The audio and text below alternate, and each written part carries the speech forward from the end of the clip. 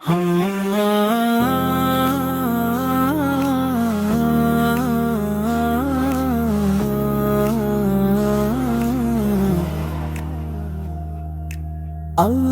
আছেন সর্বদা সাথে, ডাকলে শোনেন হৃদয়ে রাতে।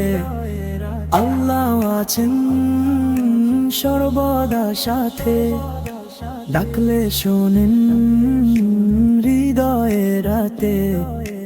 নামাজ পড়ি মন হয় হালকা,